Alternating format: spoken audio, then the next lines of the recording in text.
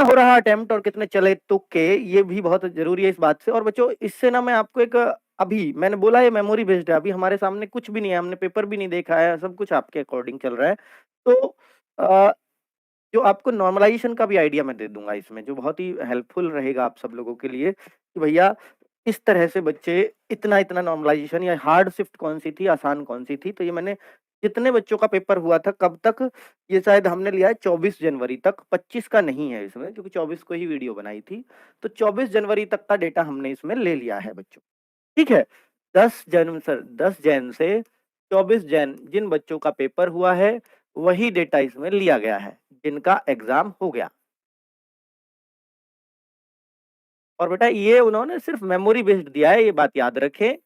इसमें अभी वो श्योर नहीं है बच्चे, कह रहे हैं कि इतने मेरे करेक्ट हो जाएंगे, अब होंगे या नहीं होंगे वो एक अलग बात है ना।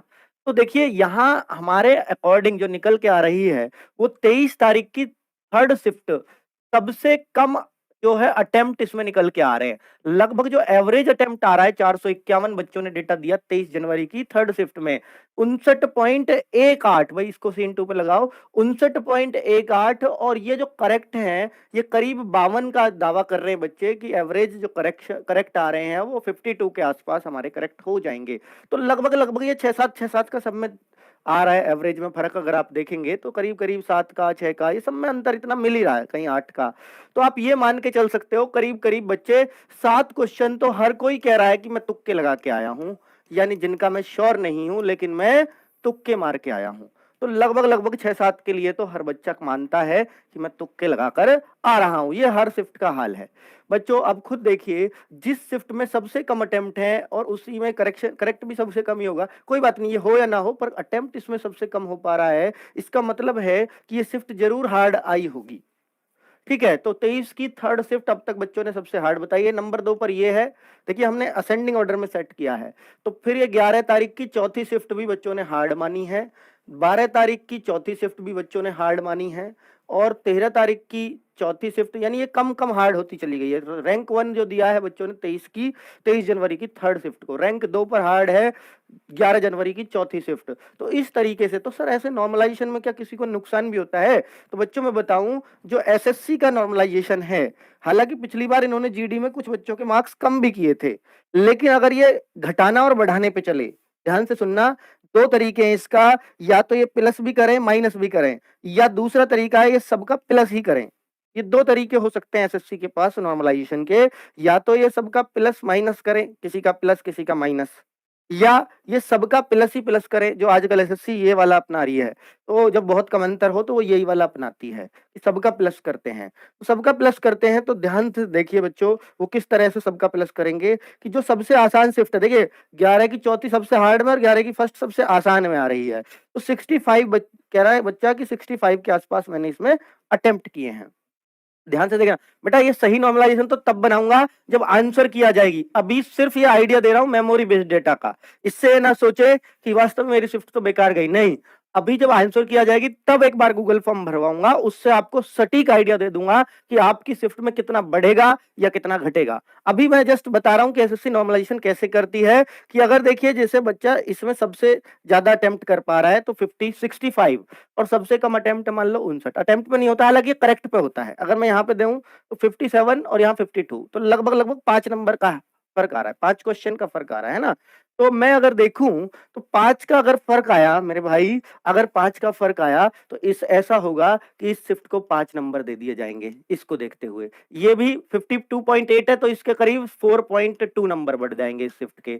इस शिफ्ट का 53 हो गया तो इसके लगभग 4 नंबर बढ़ जाएंगे। ये वाली जो शिफ्ट है ना 57, इसका कोई मार्क्स ना बढ़ेगा ना घटेगा, ठीक है। बाकी सब जो 57 से कम है उसके उतने उतने बढ़ जाएंगे, यानी सबको 57 कर दिया जाएगा। तो इन इन शिफ्ट के इतने इतने मार्क्स बढ़ रहे होंगे, समझ गए। जिसके 57 से जितने कम है उतने उसमें बढ़ा दिया जाता है।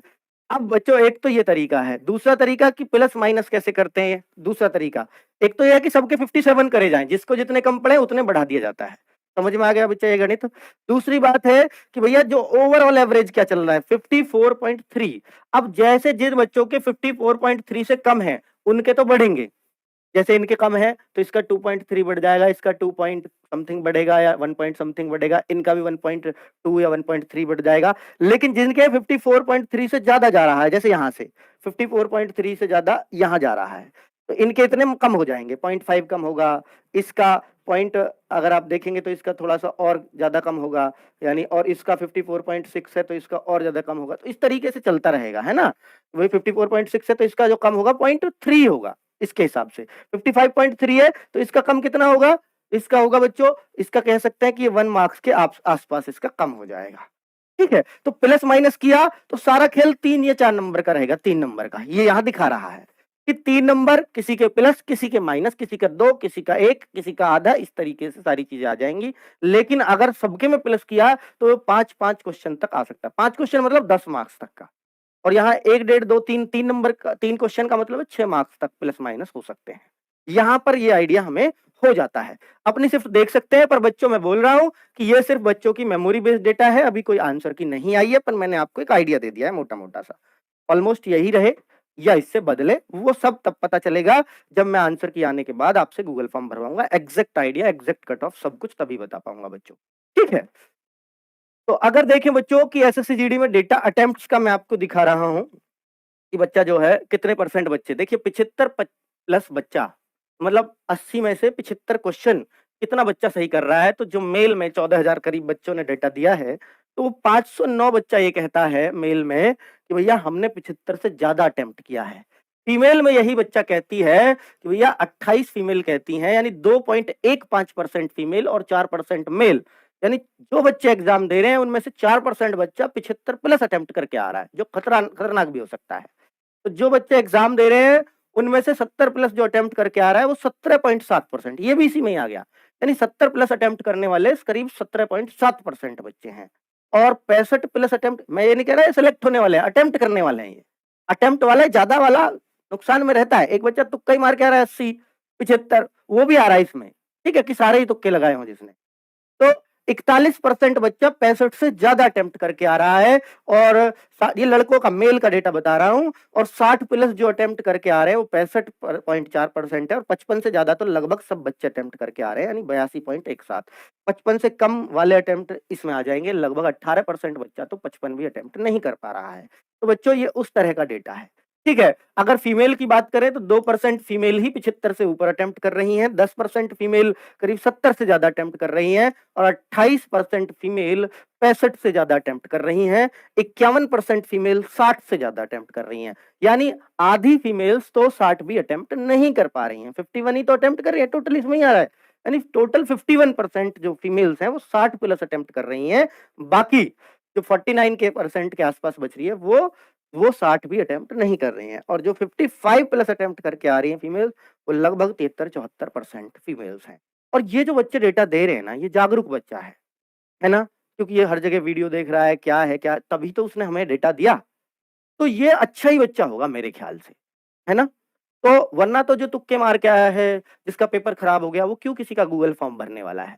अच्छे बच्चों की ये पोजीशन हो सकती है। तो आगे करेक्ट की बात करें तो 75 प्लस। अब ये ना सोचे कि सर 10% बच्चा, जैसे यहाँ आया है कि 10% फीमेल्स 70 प्लस अटेम्प्ट कर रही है, तो ओवरऑल 53 लाख में से भी 10% ही कर रही होंगी। नहीं, मैंने बोला ना ये जागरूक बच्चा है, हो सकता है इनमें तुक्के वाले भी आ गई हों, पर ये यही बच्चा है जो हर जगह ढूंढता फिर रहा है आजकल वीडियोस को, जो इस वीडियो को भी देख रहा है और भी 10 जगह वीडियो देख रहा होगा, यही तो बच्चा है ना। चलिए, अगर मैं देखूं कि एसएससी जीडी का जो डेटा है, जो करेक्ट बच्चे ये दावा कर रहे हैं कि मेरे 75 प्लस करेक्ट हैं, ऐसे 0.1% बच्चा दावा कर रहा है कि मेरा 75 प्लस करेक्ट होंगे। अब मैं करेक्ट का डेटा बता रहा हूं, अटेम्प्ट का नहीं। 70 प्लस जो दावा कर रहा है बच्चा, वो 1.3% बच्चा ये कहता है, यानी 14,000 में से 166 ने ये दावा किया है कि मेरे 70 प्लस सही हैं। और 65 प्लस बच्चे 1103 बच्चों ने दावा ठोका है 14,000 में से, लगभग वो 8.72% हो गए। 1103 बच्चों ने दावा ठोका है कि मेरे 65 प्लस सही हैं। और 60 प्लस सही कहने वाले बच्चे 3806 हैं। और 55 प्लस सही कहने वाले बच्चे 7382 बच्चे हैं। ठीक है, अगर मैं देखूं तो फीमेल्स में से देखूंगा, ये टोटल फीमेल्स 4 फीमेल्स ही कह रही हैं, जितनी भी फीमेल्स थी उनमें से, कि 75 प्लस मेरे सही है। और 12 फीमेल्स कहती हैं कि मेरे 70 प्लस सही है, यानी वो पॉइंट परसेंट आपको दिख ही रहा है। तो 65 प्लस का दावा ठोकने वाली लगभग 65 महिलाएं हैं, तो 4% जो भी टोटल इन लड़कियों का डेटा है उनमें से, ठीक है, उनमें से ये सारी 4% में आ जाएंगी, 4.8 में। 60 प्लस सही कहने वाली इतनी लड़कियां हैं, 55 प्लस सही कहने वाली 585 लड़कियां हैं। ठीक है। तो ये आपको एक डेटा जो भी आपने गूगल फॉर्म भरा था उसको कंपाइल करके जो भी हमने उसमें से बेस्ट कंक्लूजन निकाला वो आपके सामने रख दिया। बाकी इसका कुछ अर्थ हो भी सकता है, कुछ नहीं भी हो सकता है। बेहतर आइडिया तब दे पाऊँगा जिस दिन आपकी आंसर की आ जाएगी। और याद रखना, इस बार एसएससी जीडी की बहुत मिशन मोड में भर्ती चल रही है। अगर 14 फरवरी को आपके एग्ज़ाम खत्म हो रहे हैं, 14 फरवरी को या जो भी है डेट, तो उसके 1 हफ्ते के अंदर-अंदर ये है मतलब आइडिया की आंसर की दे दी जाएगी। यानी उम्मीद है 20-22 फरवरी तक आपके आंसर की आ जाए। उसके बाद हम एक बेहतर एनालिसिस ले पाएँगे बच्चों, और एक बेहतर कट ऑफ बता पाएँगे और बता पाएँगे किस शिफ्ट को कितना नॉर्मलाइज़ेशन में फ़ायदा नुकसान हुआ है। ठीक है बच्चों, नमस्कार, धन्यवाद।